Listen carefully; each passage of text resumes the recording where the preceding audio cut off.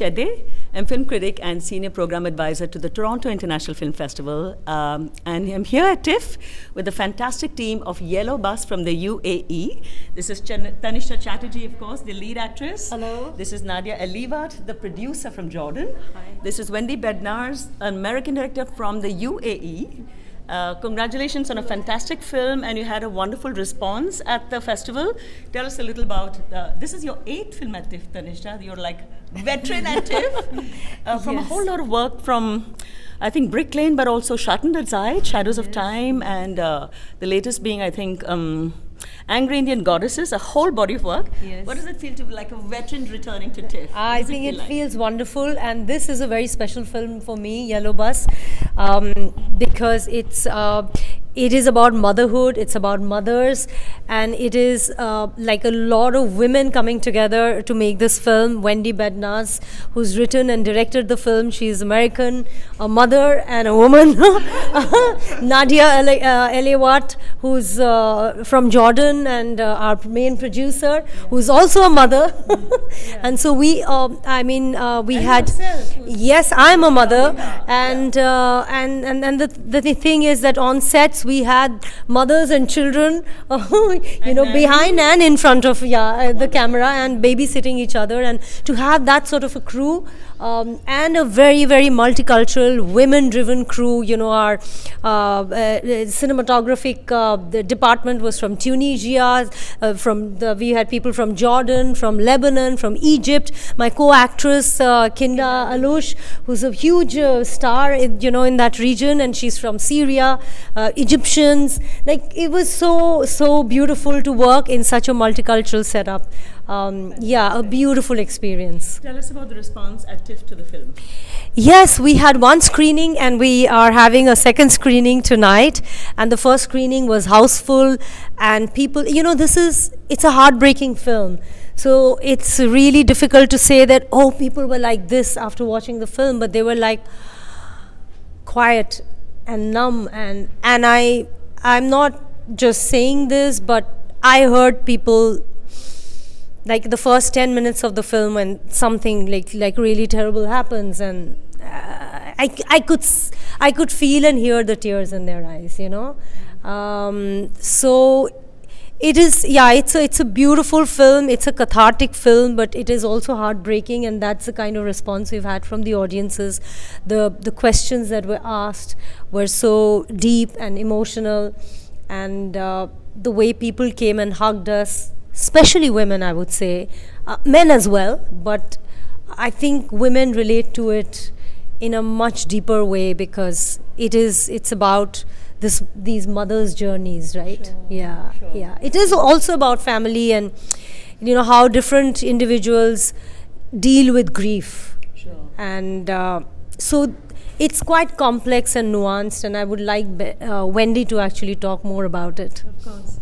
So Wendy, this is fantastic to achieve so much in your very first debut feature. Thank you very much. And you've had many roles as in teaching as well, and to choose an Indian story, being an American, first of all, of course, the UAE is very international. Yes. But what was it that appealed to you about this film that was your starting point? Well, as Tannishtha said, I really connected to it as a mother. For me, that's the deepest connection, but also the years that I've spent in the UAE. And just being really familiar with the fabric of the country and the complexity of the country, I felt really compelled to tell this story. Nobody else is telling stories like this. That's true. From the UAE. And before I made it, I did years of research, to be honest with you, all kinds of research. But I really had to question, what right do I have to put myself in the shoes of these people, because it's outside my own culture. Sure.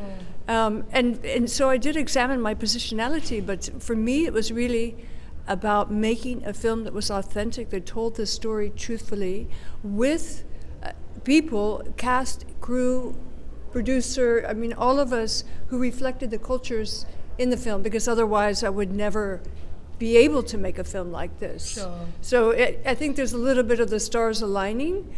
Truthfully, this is the way any film gets made, but in particular in this case, it's a miracle, because it all came together beautifully to create the film. Fantastic. Nadia, it's just very thrilling. I've never met a producer from Jordan, first of all. And I've had the privilege of meeting a number of very accomplished Arab women filmmakers, because I used to work earlier with the Dubai Film Festival and you as well. So I have seen that, but to see somebody in action and with their film at a big festival, it's fantastic. What to you were the biggest challenges of, I think your earlier work has been Lebanese, Yemeni, a lot of very mixed crew, etc. So what were the particular challenges of this film? As distinct from the other, I think there were comedies that you did earlier. Yes, so I did. Ones. Yes, so basically I did before a film from Jordan, and I co-wrote and produced the Mahbas. That's a commercial. It did well commercially, but it's a social comedy set in Lebanon, and I personally get attracted. I don't care about the nationality of the film. I don't look at, like, we're all filmmakers, we're storytellers, and wherever I feel that it's a good script with a good storyteller, this is what attracts me. And then this is my first step. I read something. I read Wendy's work, and I really love the story, and I thought, okay, then I will have to find ways to make it happen. Wonderful. So the challenges, every film has its own challenges, but I would say this one, the biggest challenge was that it is really a multicultural story, and the challenge, and Wendy and I were very, very careful about doing something that is authentic, because I'm Jordanian, she's American, we've lived in the UAE for so long, but this is a story that with the main character, the main family is Indian. So we were very careful, because the worst nightmare for me is for somebody from India to watch this film and say, who are these people? So this is really something that both of us did not want. Sure. So that was a challenge, but we also have our co-producing partners from Sikya, Gunit Manga, and our executive producer Shivani Pandaya, and Shivani Pandya Malhotra was also earlier heading the Dubai Film Festival, and now, of course, the Red Sea Film Festival. She's and an executive producer. And also me and her, she's my business partner in a company called TIFF Films, so we started also working closely together recently. So we made sure that we are surrounded with the right people, and then also Amit Sial is also Amit, of course. Yeah. Amit, our biggest, what would you say? Hi, Amit. We love you and we miss you, and hope he will be with us in the next screening. So yeah, in terms of challenges, of course you do have the regular challenges any production can have, in terms of like the regulars, that putting the financing together, getting the shoot together, aligning schedules, because people are coming from different parts of the world. We had Sufyan El-Fani, a Tunisian cinematographer who Timbuktu, and he's a César winner for Timbuktu, and you've seen the image of Yellow Bus is very sensitive, so really he added his own input there.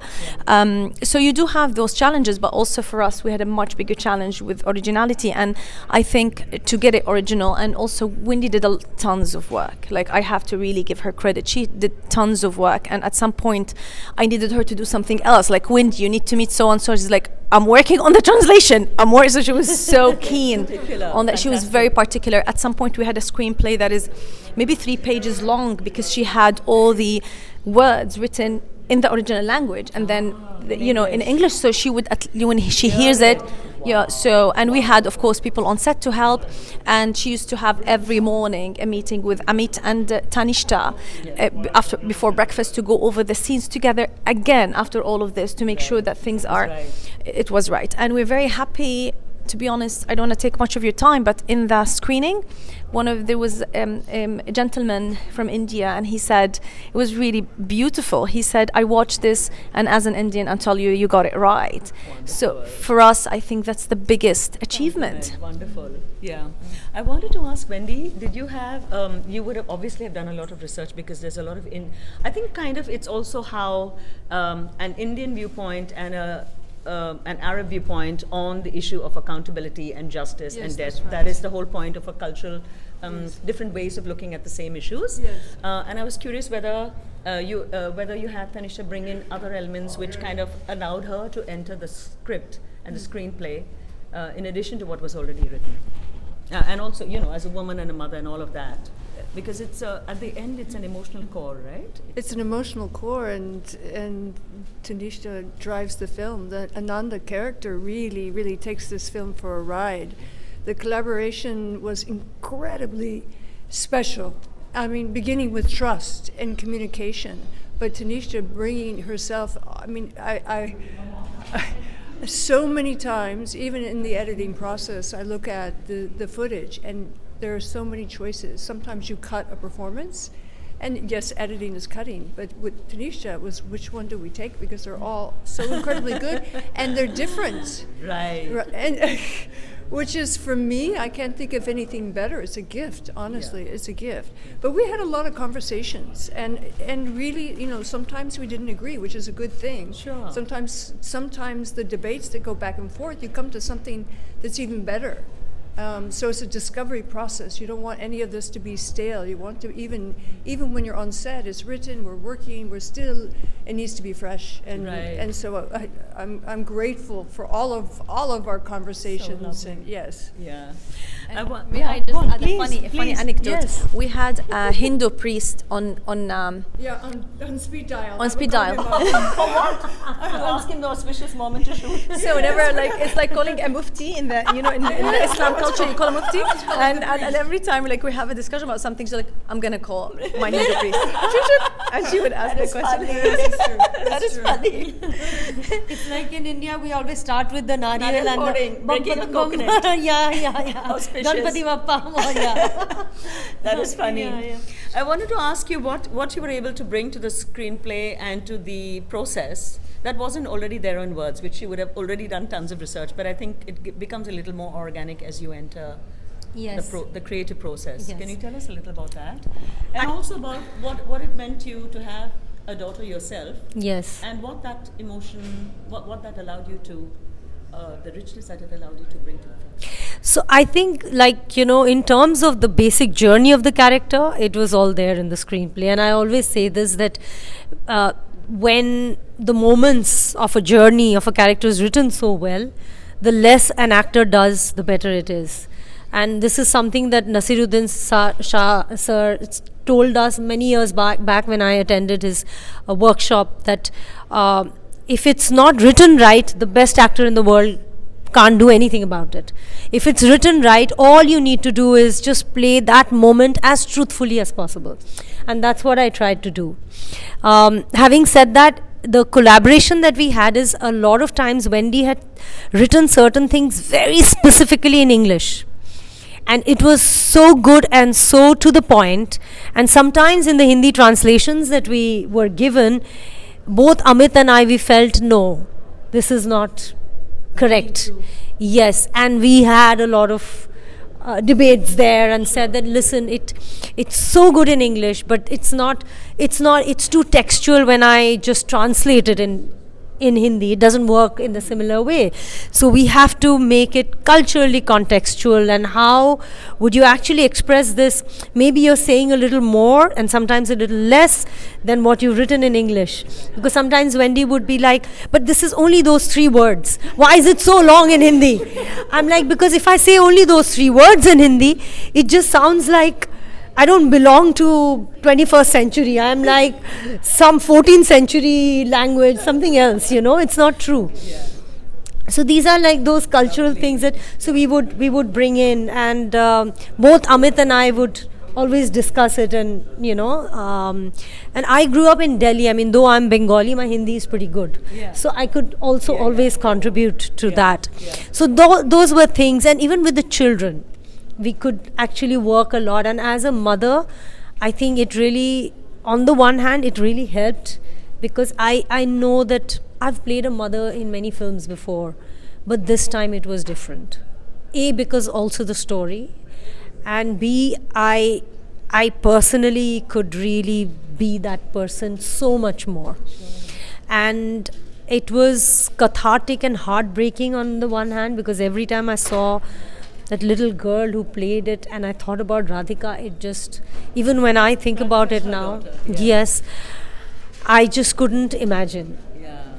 But I had to still, as an actor, put myself there imagining that. Sure. So it was heartbreaking, but in some ways, you know, it was also cathartic, and it also made me realize why we as human beings love stories, why we like tragedies, what is this in us that we want to experience, you know?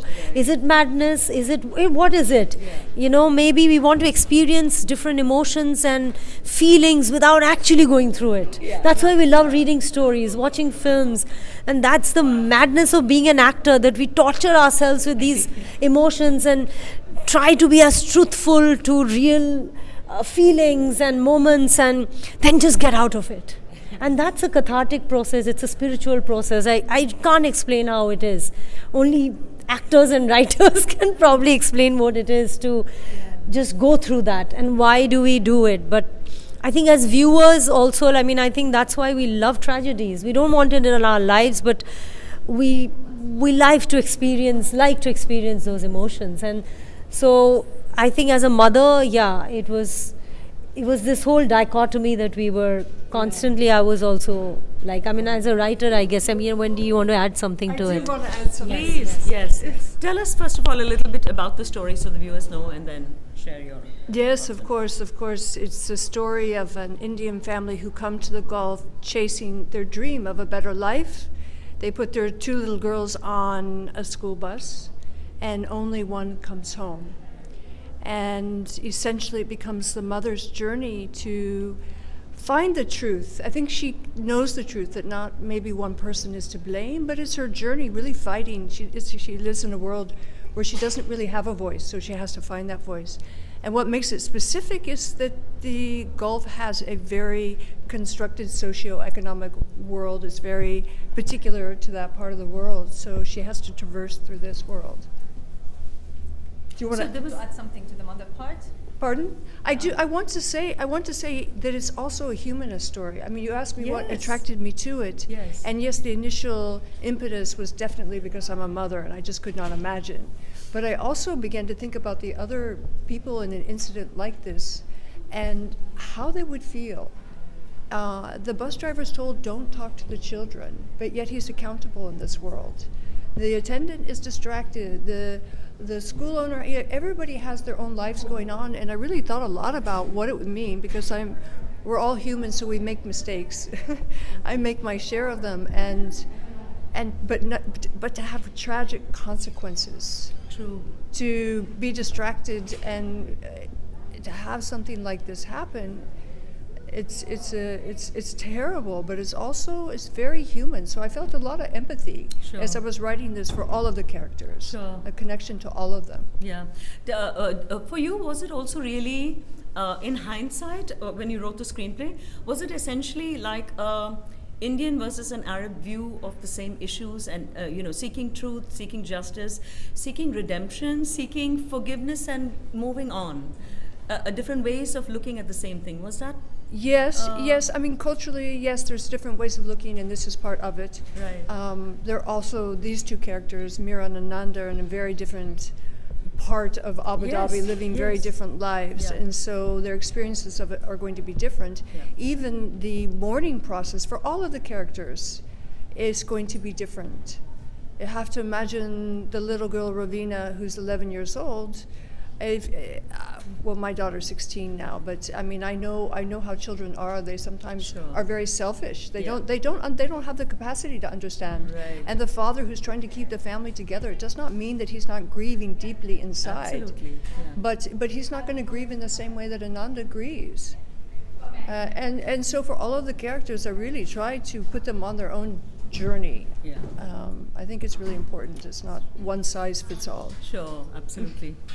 I wanted to also ask you, Nadia, because we've heard some weird horror stories of filming in Saudi, which is of course quite different from Vaida, etc., of, a woman can't be seen in public without a man whom she's either married to or blood relative.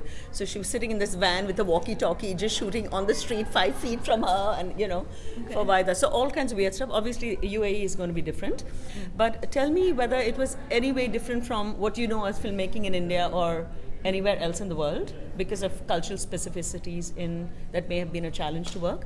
But also, for me, from whatever Tannishtha described, it seems to be some kind of gold standard that needs to be set, I think, for working women per se, who may have other responsibilities, may have children, etc., which you never have men being accountable in the same way generally for kids or like that, right? Totally. So please tell us a little more about this, because I want specifics of the arrangement that had been done for women, and there was such a large women crew.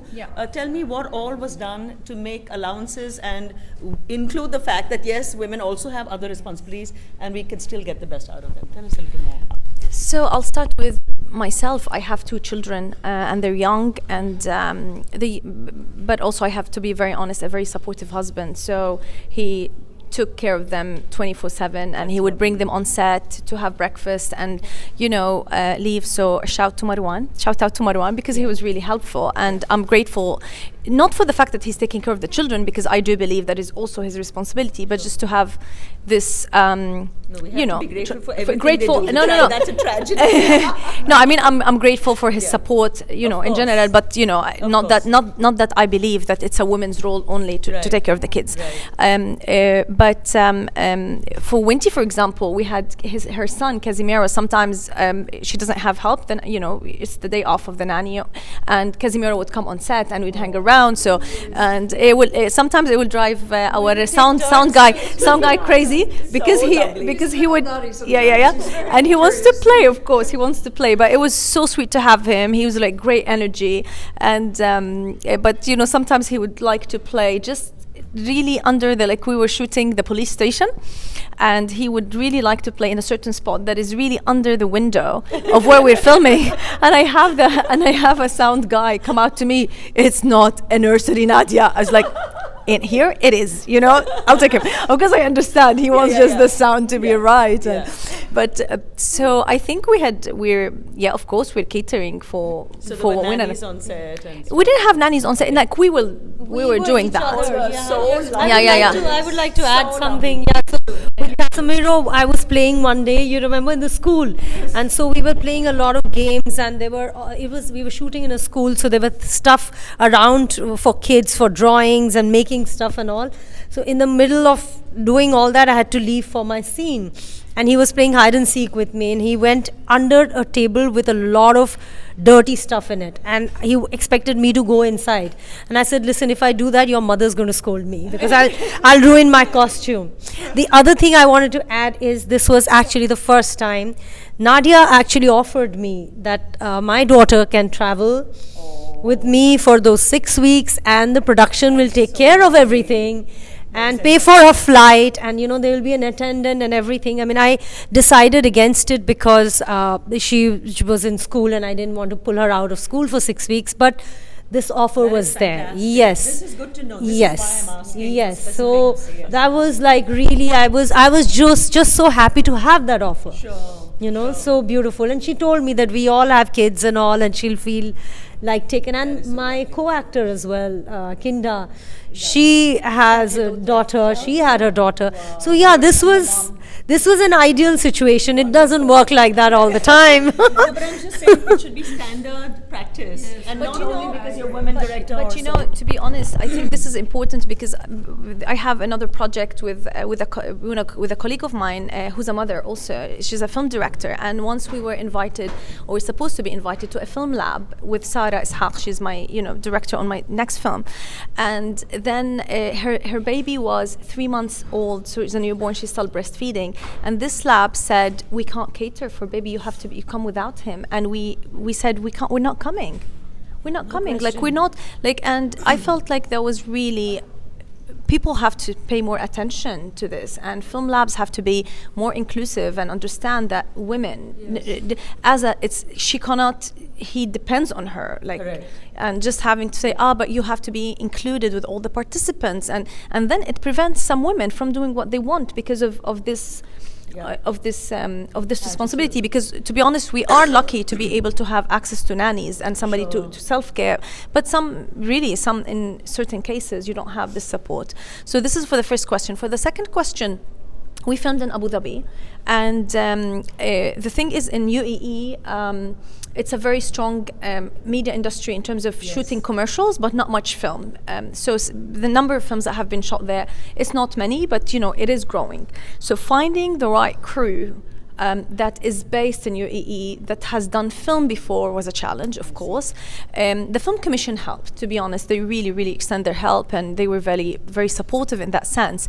But just there are things that you have to somehow learn, and there are things still, with experience. I would say, like, we got the support as much as possible within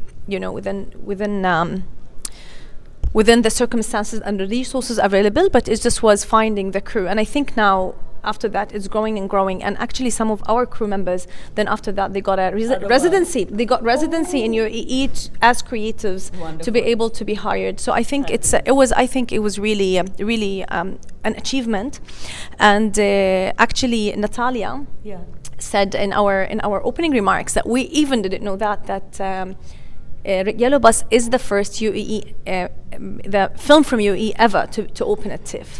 Ooh, so, bravo. So this is really important. Superb. I'll just leave you with one line. I think one of the things in Europe in particular, but also in the world, in a lot of film financing stuff, there's a lot of climate change points. You travel by train, don't take a flight, and etc. And I'm saying, how about thinking of women and men and how they deal with families first, and thinking about the climate next, because that's us, right? I mean, it's a little bit, it's advanced one step away, let's deal with some basics first. And where we live, yes. We have. And then I'll leave you with one image which will never go away from our mind. It was a tiny festival. It's on YouTube. There's a tiny festival in Switzerland or somewhere. It's the festival director was a woman, and she had a breastfeeding baby. She came on stage with that little whatever it's called, with holding the baby, and they just casually announced the lead winner is so and so, and and there was a man as well who was just holding his baby, and we need to see more of these images, because it's all shut away behind doors, and we're all pristine. And we are panicking about who's looking after the kid or whatever. And I think this film is a wonderful setting of gold standards that the whole industry should not aspire to, but just bloody well implement. I totally champion that. I mean, this was one of the rare cases where it was so well. I mean, I think what you said is very right. It shouldn't be only because we were women and we were mothers as well. It should happen. Irrespective. Yes. I think for too many years of the written history, men have dominated the outside world, and all the standards are set according to their convenience and their needs. And whether it's like weekend holidays according to, the work sort of labor culture or anything, everything is set to their standards. It has nothing to do with our monthly cycle or our motherhoods or all our emotional needs as well, right? So that needs to change. And I think one thing I would like to say, that even when we have women in positions of power, I don't see the male vision of the work style changing. This was different, in our crew, be it Nadia, Wendy, Guneet, everyone, we have energies which are different, visions of the world and life which is different, So that is something that I've worked with a lot of women directors and women crew also, but it doesn't always happen, because it's still dominated by the work culture that the patriarchy has set up for so many years of, written history. Maybe, This is very true. And to tag on to that, a lot of women, including myself, have children and get to make their feature later. And I think it's true. I think careers are delayed in a way. Exactly, and I think Very it's true. incredibly Yes, important. It's something that's very dear to my heart, is to support these women, including myself, who may start later because they are taking care of a family and doing other things, and may not be 22 and are a fresh face, just not a 22-year-old fresh face. True. And because they have stories to tell, so Absolutely. many stories, Absolutely. life experiences to share. Sure. This is fantastic. Thank you, ladies, for setting the gold standard. I hope it becomes gold standard for the world, and every success for Yellow Bus from here on. Thank you so so much. much. Thank you.